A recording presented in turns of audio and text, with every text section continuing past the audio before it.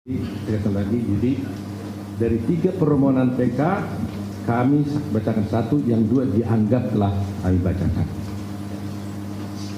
Baik.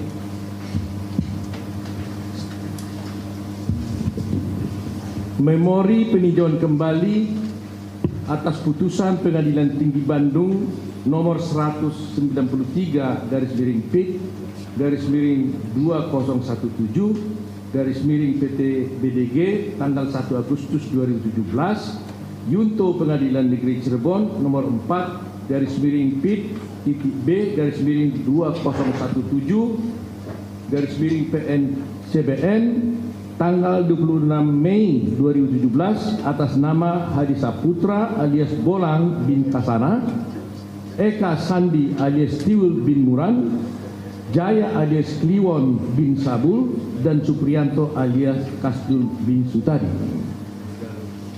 Dengan hormat, kami yang bertandangan di sini, para advokat dari tim Pradi, kami tidak bacakan lagi satu-satu namanya, dalam hal ini bertindak untuk dan atas nama Hadi Saputra alias Bolang bin Kasana, Eka Sandi alias Tiwul bin Muran, Jaya alias Kliwon, Supriyanto alias Kasdul bin Sutadi.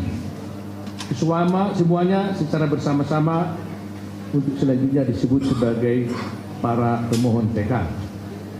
Dengan ini para pemohon KH mengajukan permohonan peninjauan kembali terhadap putusan pengadilan tinggi tersebut dan Yunto Pengadilan Negeri Cirebon yang amarnya tidak perlu kami bacakan kembali. Kami langsung ke legal standing juga kami tidak bacakan, kami langsung ke halaman 13. Itu bagian pendahuluan. Yang mulia, sebelum para pemohon telah menguraikan memori peninjauan kembali, izinkanlah para pemohon PK membukanya dengan sebuah pandangan dari seorang ahli hukum acara pidana sekaligus mantan hakim agung, yaitu M. Yahya Harahap, yang pernah berkata sebagai berikut: hampir semua hakim pura-pura percaya hasil penyidikan meskipun tahu mengandung pemalsuan, kebohongan, dan inkonstitusional. Begitu juga peradilan banding dan kasasi bersikap demikian. Banyak hakim yang bermentalitas demikian dengan alasan: 1. Tidak mungkin menuntut terdakwa di pengadilan tanpa ada paksaan, pemerasan, dan pemalsuan pada penyidikan. Tidak mungkin perkara pidana diselesaikan tanpa ada pelanggaran. Oleh karena itu, selama itu bisa ditolerir, biarkan hal itu berlalu dan biarkan hal itu menjadi rahasia peradilan atau judicial secret. Demikian Yahya Harahap di dalam bukunya Pembahasan Permasalahan dan Penerapan KUHP, Pemeriksaan Sidang Pengadilan Banding Kasasi dan Peninjauan Kembali, Sinar Grafika 2015 halaman 336. Bahwa dikaitkan dengan pandangan tersebut, timbul beberapa pertanyaan. Apakah putusan Pengadilan Tinggi Bandung nomor 193/PIT/2017 PT Bandung Yunto Pengadilan Negeri Cirebon kelas 1B nomor 4 PIT/B/2016 PN-CBN yang fakta-fakta hukumnya berasal dari penyidikan yang diduga mengandung pemalsuan, kebohongan, dan inkonstitusional yang dapat ditolerir sehingga layak dibiarkan berlalu begitu saja dan hanya sekedar rahasia pengadilan atau judicial secret. Kedua, apakah kasus yang dikenal sebagai kasus Villa Cirebon dapat dikualifikasikan sebagai miscarriage of justice atau skandal hukum keji dengan mengorbankan para pemohon PK? Ketiga, apakah proses persidangan terhadap para pemohon PK pada saat itu merupakan peradilan sesat karena perkara yang diperiksa dan diadili sebagai perkara fiktif atau perkara yang diada-adakan, karena jika merujuk hasil olah TKP Polres Cirebon, sesungguhnya perkara tersebut adalah kecelakaan lalu lintas tunggal. Keempat, apakah majelis hakim yang memeriksa perkara tersebut benar-benar merupakan majelis hakim telah menjalankan kewajibannya dalam menjaga kemandirian peradilan PD pasal 3 ayat 1 Undang-Undang Nomor 48 Tahun 2009 tentang kekuasaan kehakiman dan memiliki integritas, jujur, adil dan profesional PD pasal 5 ayat 2 Undang-Undang Nomor 48 Tahun 2009 tentang kekuasaan kehakiman, atau termasuk kebanyakan hakim sebagaimana dimaksud oleh Bapak M. Yahya Harahap yang juga adalah mantan hakim yang pura-pura percaya akan hasil penyidikan padahal mengetahui penyidikan perkara aqua adalah mengandung pemalsuan, kebohongan dan inkonstitusional. Untuk menjawab pertanyaan-pertanyaan tersebut, perkenankanlah para pemohon PK untuk mengajukan memohon penjawab kembali ini, termasuk putusan Pengadilan Tinggi Bandung untuk Pengadilan Negeri Cirebon sebagaimana telah kami sebutkan di atas, yang sudah nyata-nyata berkekuatan hukum tetap atau inkrah pangewisda. Yang mulia majelis hakim, bahwa upaya hukum luar biasa yang dikenal dengan istilah peninjauan kembali dalam ketentuan pasal 2 diatur dalam pasal 263 sampai dengan pasal 269 Undang-Undang Nomor 8 Tahun 81 tentang hukum acara pidana atau dikenal dengan KUHP, sejatinya lahir dari suatu peristiwa hukum yang luar biasa, yakni terjadinya peradilan sesat terhadap dua orang petani bernama Sengkon dan Tarta di desa Bojongsari, Kabupaten Bekasi, Jawa Barat. Bahwa kasus hukum Sengkon dan Tarta yang diberitakan luas oleh media massa pada tahun 1977 yang saat ini dikenal dengan kasus viral menjadi perbincangan di masyarakat dikarenakan pada awalnya Sengkon dan Tarta ditetapkan menjadi tersangka dari suatu peristiwa pidana perampokan dan pembunuhan terhadap pasangan suami istri yang bernama Sulaiman dan Siti Haya, dan pada akhirnya pada 1977 Pengadilan Negeri Bekasi menjatuhkan hukuman penjara kepada Sengkon dijatuhi 12 tahun penjara dan kepada Tarta dijatuhi hukuman selama 7 tahun penjara. Sengkon dan Tarta melakukan upaya hukum banding dan kasasi, namun pengadilan tetap pada putusannya untuk menghukum Sengkon dan Tarta. Dalam proses menjalani hukuman tersebut, Sengkon dan Tarta bertemu dengan pelaku yang sebenarnya bernama Genul di dalam MP Cipinang, yang tidak lain adalah keponakan Sengkon sendiri. Genul dipenjara karena perbuatan pidana yang lain, dan karena pengakuannya tersebut maka Genul kemudian diadili dan dijatuhi hukuman. Meskipun sudah menemukan pelaku yang sebenarnya, namun Sengkon dan Tarta tidak serta-merta dibebaskan. Atas desakan masyarakat dan tokoh-tokoh yang prihatin dengan peradilan yang sesat yang terjadi terhadap Sengkon dan Tarta, termasuk salah satu advokat bernama Albert Hasibuan, maka Ketua Mahkamah Agung yakni Umar Seno Aji kemudian mengeluarkan Perma nomor 1 tahun 80 tentang peninjauan kembali putusan telah berkekuatan hukum tetap. Dengan Perma inilah Sengkon dan Tarta dapat dibebaskan. Bahwa setahun kemudian setelah peristiwa hukum tersebut, lahirlah Undang-Undang Nomor 8 Tahun 81 tentang hukum acara pidana. Jadi secara historis, lahirnya peninjauan kembali sebagai upaya hukum luar biasa didorong oleh adanya kasus viral tahun 1977, yaitu kasus Sengkon dan Tarta di Kabupaten Bekasi. Baik upaya hukum peninjauan kembali sejatinya lahir dari konteks perbaikan dan reformasi penegakan hukum menuju pada penegakan hukum yang mengedepankan hak asasi manusia.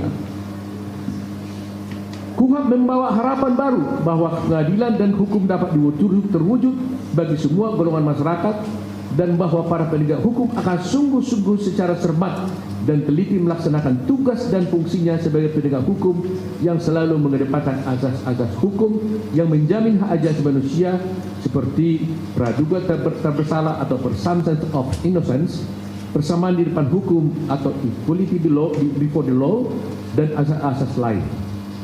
Masyarakat berharap bahwa transformasi terjadi pada institusi penegakan hukum dan juga penegak hukum menjadi lebih profesional dan berintegritas.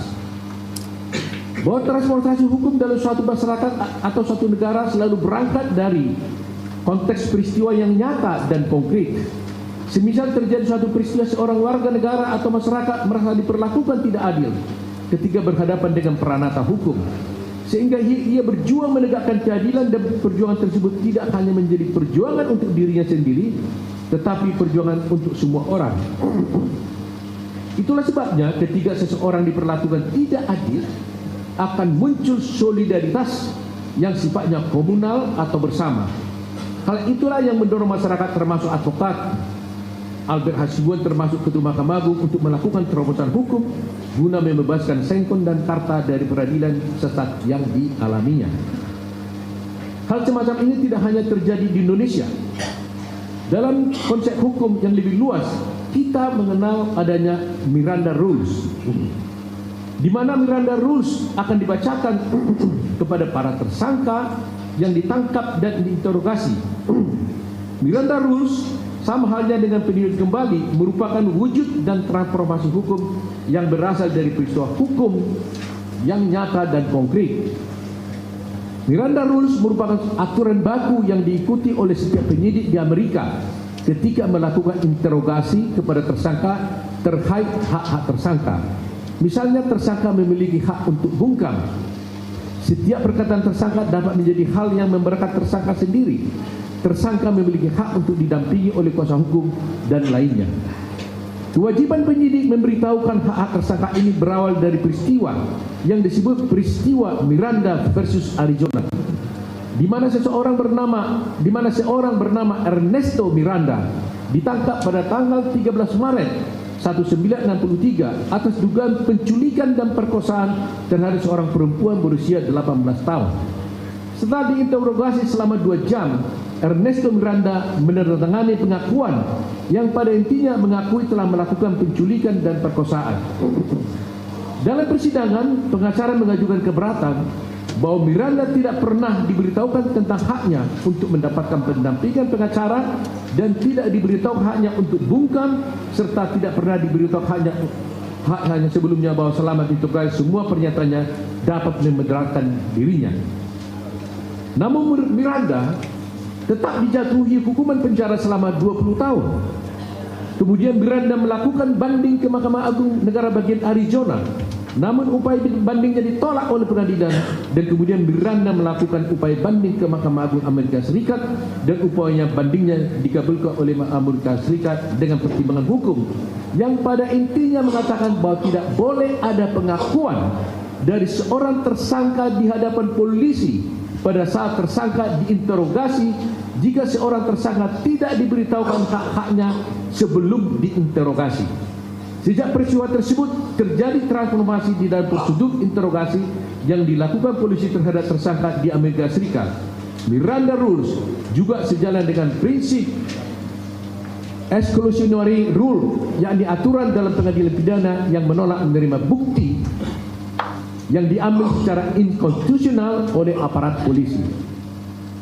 Bahwa pada tanggal 26 Mei 2017, Judek Paksi pada Pengadilan Negeri Cirebon telah membacakan putusan setebal 144 halaman, dan putusan tersebut telah diperkuat oleh Judek Paksi pada tingkat banding.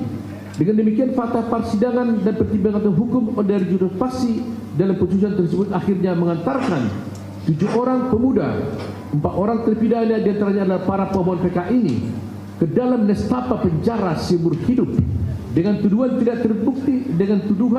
terbukti secara sah dan meyakinkan bersalah melakukan tindak pidana turut serta melakukan pembunuhan berencana dan turut serta melakukan perbuatan kekerasan memaksa anak melakukan perselingkuhan dengannya. Bermula dari inisiatif putusan sutradara bernama Anggi Umbara pada tanggal 8 Mei 2024 merilis sebuah film dengan judul Vina Sebelum 7 Hari. Film bergenre horor tersebut diangkat dari kisah nyata pembunuhan terhadap Muhammad Rizky Rudiana dan Vina Dewi Arsita, dalam hal ini korban dalam perkara Akuo. Film tersebut disambut dengan reaksi masyarakat, khususnya penggiat media sosial, TikTok, Instagram, Facebook, YouTube dan lain-lain, dan media televisi, yang menyoroti sisi lain dari film tersebut, yakni belum ditangkapnya 3 orang pelaku utama yang bernama Peggy alias Perong, yang berdasarkan pertimbangan hakim merupakan pelaku utama yang menyabetkan samurai pendek berbentuk pipa ke anak korban Muhammad Rizky Rudiana, sehingga akhirnya korban meninggal dunia di tempat. Dilakukannya bersama 2 orang pelaku lainnya yang berstatus sebagai tersangka dan masuk dalam daftar pencarian orang atau DPO, yaitu Andi dan Dani. Bahwa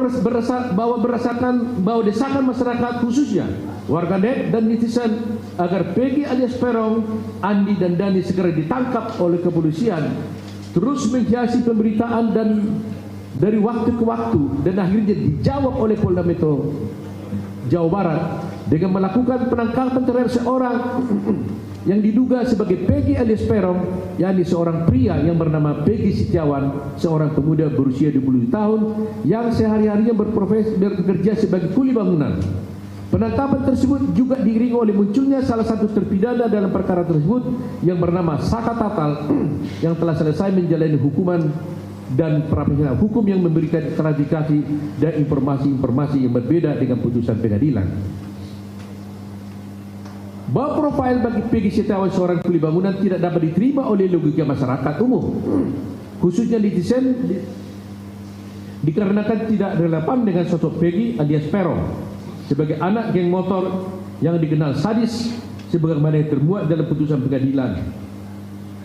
Gelombang ketidakpercayaan masyarakat membuat beberapa pihak seperti jurnalis, pegiat media sosial, YouTubers, TikTokers, dan Telegram melakukan investigasi secara mandiri dengan menandatangani tempat kejadian perkara, melakukan wawancara dengan saksi-saksi terkait, dan hal tersebut disambut dengan tanggapan dari pakar-pakar hukum maupun tokoh masyarakat. Bahkan sejumlah pejabat negara ikut berkomentar, di mana pada akhirnya keraguan publik atas penangkapan Peggy Setiawan semakin memuncak ketika penyidik itu Inkasu Polda Jawa Barat merilis kepada publik bahwa 2 orang DPO yang memiliki peran penting dalam konstruksi kronologis kasus posisi yang disusun penyidik dalam BAP yang kemudian menjadi dakwaan jaksa penuntut umum dan menjadi fakta hukum dalam pertimbangan hakim dinyatakan fiktif oleh penyidik.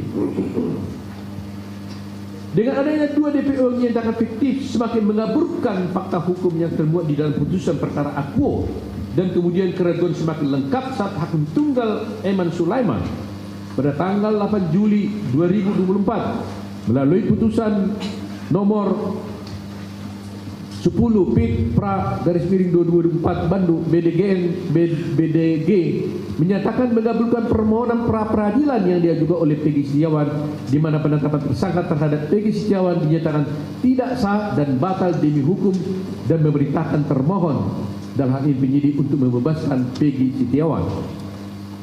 Bahwa dalam perkembangan selanjutnya muncul rentetan fakta-fakta baru dengan adanya kesaksian baru dari saksi-saksi di dalam perkara Akuo, di mana saksi-saksi tersebut mengakui keterangan yang disampaikannya dahulu adalah keterangan yang tidak benar, yaitu saksi Liga Akbar, saksi Teguh, saksi Pramudia, dan terakhir saksi Dede Riswanto, di mana semua keterangan saksi-saksi tersebut diarahkan oleh Rudiana, seorang kakmi narkoba dan pada Polres Cirebon, yang juga merupakan ayah kandung dari korban Muhammad Rizky Rudiana.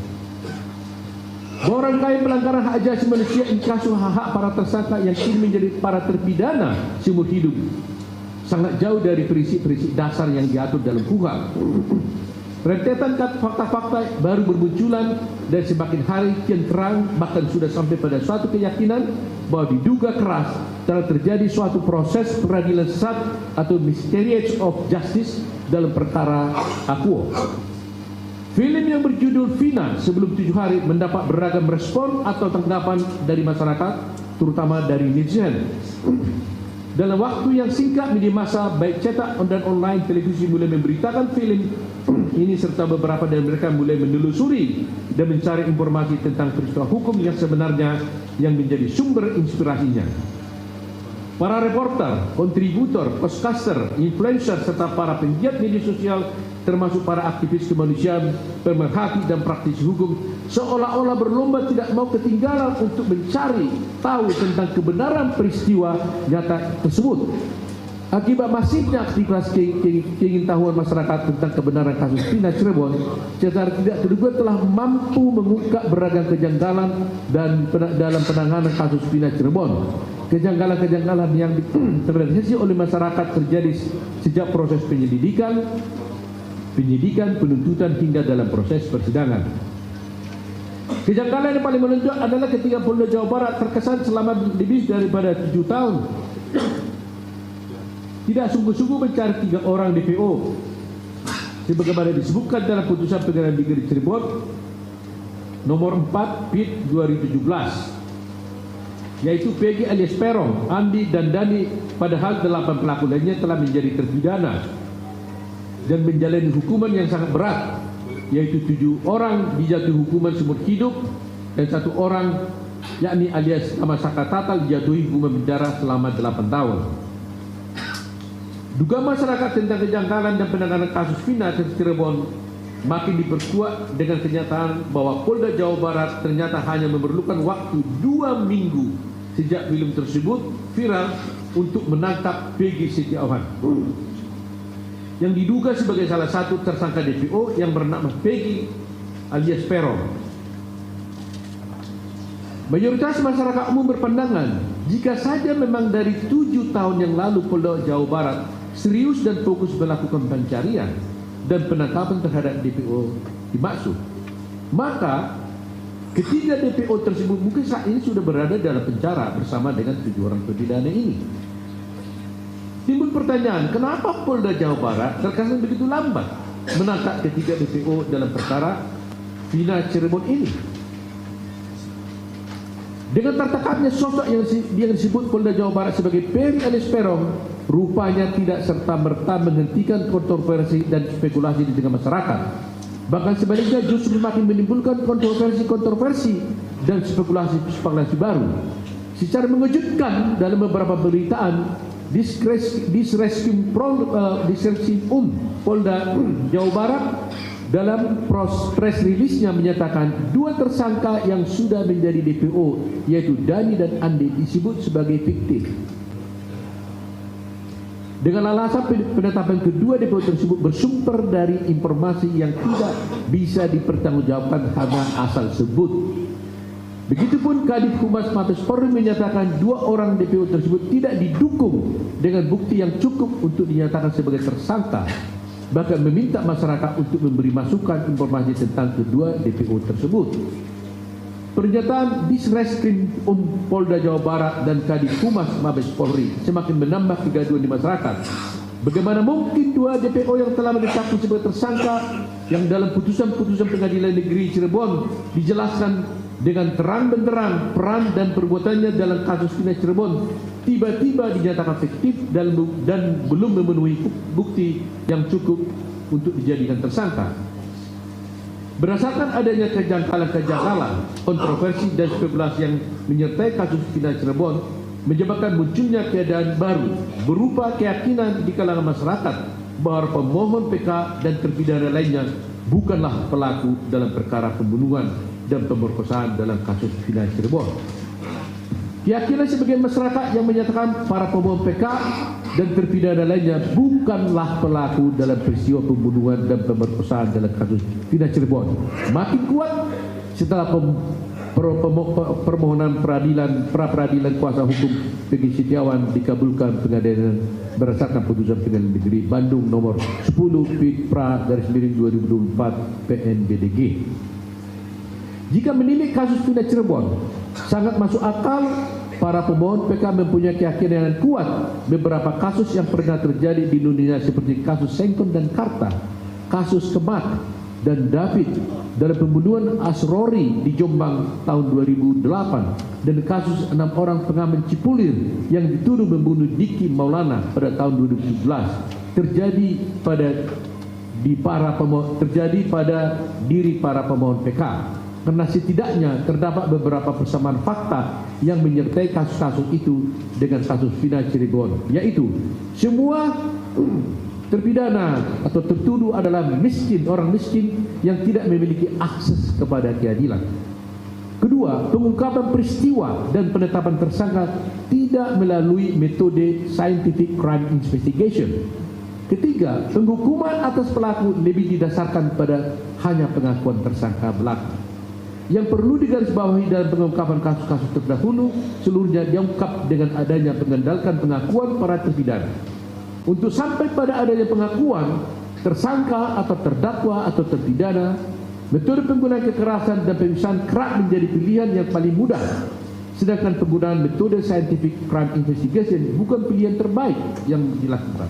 Hal ini disinyalir terjadi dalam kasus Vina Cirebon, di mana proses pengungkapan atau pembuktian awal tidak didukung proses scientific crime investigation. Hal mana diakui dengan tegas oleh Kepala Kepolisian Republik Indonesia atau Kapolri ketika menyampaikan arahan di hadapan wisudawan STIK PTIK yang dibacakan oleh Wakapolri Komjen Agus Andrianto pada acara wisuda STIK PTIK pada hari Kamis 20 Juni 2024 yang lalu, bahwa yang paling naif jika proses pengungkapan atau pembuktian awal kasus Vina Cirebon justru berangkat dari kerasukan atau kesurupan teman korban Vina yang bernama Linda yang terjadi pada hari ketiga pasca kematian Vina. Dalam kesurupannya itu, Linda menerangkan bahwa yang merasuki tubuhnya adalah arwah Vina dan di hadapan kakak kandung Vina yang bernama Marliana. Linda menerangkan secara detail kejadian yang menimpa Vina. Rekaman suara kesurupan Linda itu kemudian direkam oleh Marliana dan diserahkan kepada saksi Rudiana, dan keesokan harinya saksi Rudiana beserta bawahannya melakukan penyelidikan peristiwa kematian Eki dan Vina ke lokasi sekitar tempat kejadian perkara. Walaupun proses Cirebon ketika menangani peristiwa kematian Eki dan Vina sudah sampai pada kesimpulan bahwa kematian Eki dan Vina adalah diakibatkan oleh kecelakaan lalu lintas tunggal. Apabila benar, sekali lagi, apabila benar penyelidikan awal atas kematian Eki dan Vina berawal dari kerasukan atau kesurupan Linda, maka sangat masuk akal bila masyarakat berpandangan bahwa pengungkapan dan pembuktian awal kasus Vina Cirebon yang dilakukan oleh Aibtu Rudiana menggunakan mystic crime investigation yang sangat bertolak belakang dengan metode ilmiah, yaitu scientific crime investigation, yang pada akhirnya hasilnya sulit dipertanggungjawabkan secara hukum. Bahwa setelah berjalan 3 bulan demi perbincangan kasus Vina Cirebon di tengah-tengah masyarakat, khususnya di berbagai platform media sosial yang disertai dengan berbagai ragam kontroversi dan spekulasi, kini masyarakat dihadapkan pada adanya 2 kemungkinan dengan apa yang terjadi pada dalam kasus Vina Cirebon. Apakah kematian Eki dan Vina itu akibat pembunuhan atau kecelakaan lalu lintas tunggal? Terlepas dari kontroversi dan spekulasi semuanya ini, para pemohon PK makin memiliki keyakinan yang kuat untuk mengoreksi putusan Pengadilan Tinggi Bandung nomor 193 PIT 2017 PT BDG tanggal 1 Agustus 2017 Yunto putusan Pengadilan Negeri Cirebon nomor 4 PIT B /2017 PNCBN yang sudah berkuatan hukum tetap melalui upaya hukum luar biasa peninjauan kembali ini sebagaimana diatur di dalam pasal 2263 ayat 1 dan ayat 2 KUHP. Mengingat dalam sistem hukum pidana Indonesia dikenal adanya asas in dubio pro reo yang mengandung arti jika hakim ragu-ragu mengenai sesuatu hal dalam suatu perkara, ini kasus dalam hal ini pembunuhan atau kecelakaan lalu lintas, maka haruslah diputuskan hal-hal yang menguntungkan terdakwa.